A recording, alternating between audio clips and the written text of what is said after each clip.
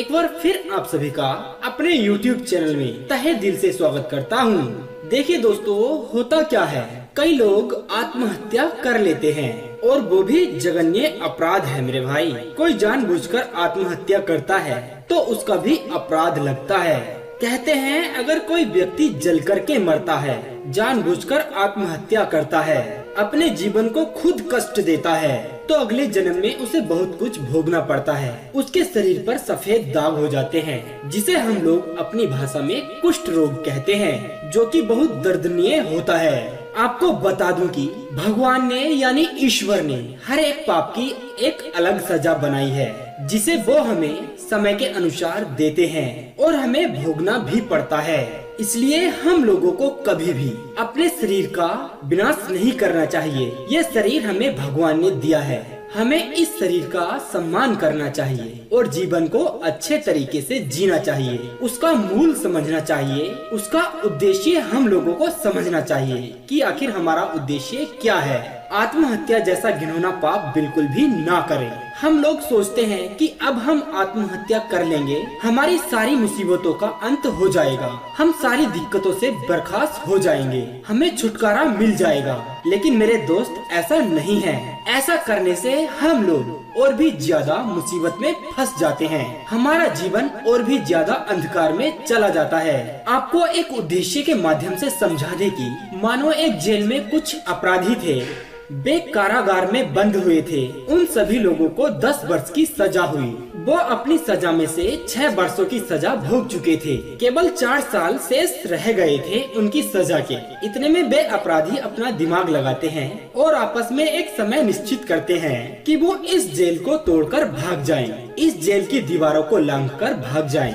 वो सभी लोग कोशिश करते हैं उस जेल से भागने की। कुछ लोग तो वहीं पकड़े गए, लेकिन कुछ लोग जेल से भागने के बाद बाहर पकड़े गए। तो दोस्तों देखिए, ऐसा बिल्कुल नहीं है कि उनकी सजा माफ कर दी गई है। अब तो उन लोगों को और भी ज्यादा कष्ट का सामना करना पड़ेगा। उन लोगों को उन 4 सालों की सजा तो भोगनी पड़ेगी ही, लेकिन उन लोगों ने ये जेल का कानून जो तोड़ा था, अब उस कानून की सजा भी उनको काफी दर्दनीय मिलने वाली है। उसकी सजा उन्हें और भी उल्टी भोगनी पड़ेगी। ठीक उसी प्रकार ईश्वर ने जो हमें ये जीवन दिया है, अगर आप उस जीवन का अंत करोगे, उसका विनाश करोगे, तो आप लोग अपने जीवन में और भी ज्यादा दुख लिखा लेते हो, यानी आप लोग और भी ज्यादा पाप के भागीदार बन जाते हो। देखिए दोस्तों, कभी भी आप लोग अपने जीवन में हमेशा याद रखिएगा, ये सच है कि जब जीवन से व्यक्ति हताश हो जाता है, तभी वो ऐसी चीजें अपने दिमाग में सोचता है।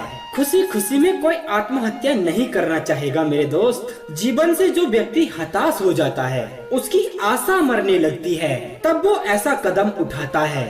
पर उस व्यक्ति को ऐसा करना नहीं चाहिए। ये समझिए, अगर हम अपने आध्यात्मिक विषय को छेड़ते हैं, जब हमारे जीवन में अत्यधिक पाप आते हैं, तब हमें कष्ट घेर लेते हैं और हमारे मन में ये विचार उठते हैं कि हम अब अपने जीवन को खत्म कर दें, उसका विनाश कर दें, उसका अंत कर दें। और ऐसा करने से हम लोग सभी चीजों से मुक्त हो जाएंगे, इस संसार से छुटकारा मिल जाएगा।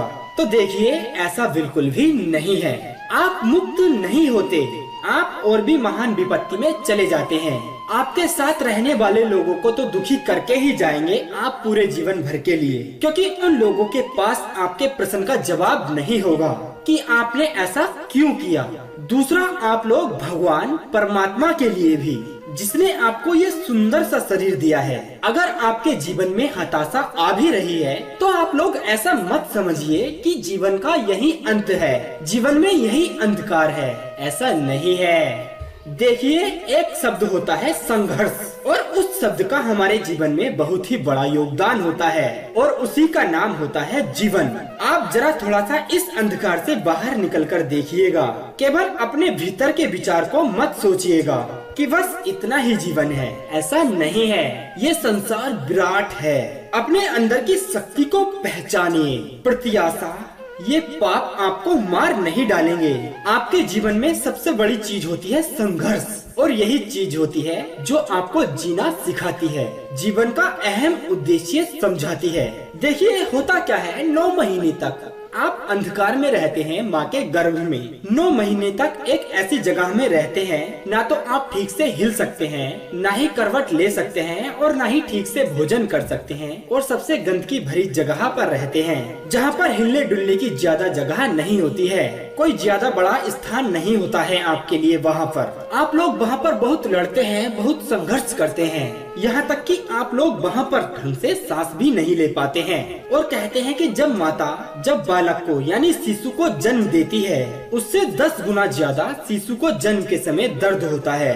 अब वो माँ जानती है कि जब वह शिशु को जन्म देती है उसे कितना दर्द होता है, कितना दुख होता होगा। उससे 10 गुना ज्यादा दर्द उस शिशु को होता है जब वह जन्म लेता है, जब वह इस संसार में अपनी आँखों को खोलता है। हमारा जीवन शुरू से ही संघर्ष में है। इस धरा पर पैर रखने से पहले ही माँ के गर्भ में संघर्ष से लड़ना पड़ता है। ईश्वर आपको संघर्ष कराकर ही इस दुनिया में भेजते हैं। बाहर बहुत विराटता है, बाहर बहुत बड़ा फैलाव है। संघर्ष करके अपने आप को संभाल लो। अंधकार में रहना पड़ता है माँ के गर्भ में 9 महीने तक, गुप्त, बिल्कुल भूखा प्यासा। तो दोस्तों बताइए जरा, इतना आसान होता है बोलना, कितना गिरते हैं हम लोग जीवन में अपने। कभी गिनती की है आप लोगों ने? 1000 बार, 2000 बार, 10,000 बार, तब जाकर के आज आप लोग अपने जीवन में ठीक से चल पाए हो। और माता पिता गिरता हुआ देखते हैं तो वो लोग उठाते नहीं हैं, बल्कि गिरने देते हैं। कहते हैं जब तक गिरेगा नहीं तो चलना कैसे सीखेगा। अगर इसको गिरना नहीं सिखाया तो ये कभी जीवन में चल नहीं पाएगा। तो देखिए मेरे भाई, जीवन का नाम ही संघर्ष है। जीवन में अगर कष्ट आए तो अपनी आशा को मत खोइएगा, बस केवल समय पर छोड़ दीजिएगा। अगर आपने अपना जीवन यहीं के यहीं खत्म कर दिया तो फिर आपके पास कोई अवसर नहीं बचेगा। ईश्वर ने हमारे ऊपर ये जीवन देकर बहुत ही बड़ा एहसान किया है। लोग सोचते हैं कि कोई प्रेम के वशीभूत होकर अपने जीवन का अंत कर देता है, कि हमें हमारे मन के मुताबिक प्रेम नहीं मिला तो इसलिए हमने अपने जीवन का अंत कर दिया। कोई पढ़ाई के दौरान अपनी आत्महत्या कर लेता है, कोई कष्टों को देख करके अपने जीवन का अंत कर देता है, जो कि मेरे दोस्त अपराध नहीं बल्कि घोर पाप है। तो दोस्तों आज के वीडियो से आप लोगों ने क्या सीखा, आप हमें कमेंट में लिखकर जरूर बताइएगा। यदि आपका इस वीडियो के बारे में कोई सवाल या सुझाव है तो आप हमें कमेंट में बेझिझक बता सकते हैं, हम आपके सवाल का जवाब जरूर देंगे। तो आज के लिए बस इतना ही, कल फिर मिलेंगे एक और ऐसे ही वीडियोस के साथ। तब तक के लिए आप अपना ध्यान रखिए और हमेशा मुस्कुराते रहिए।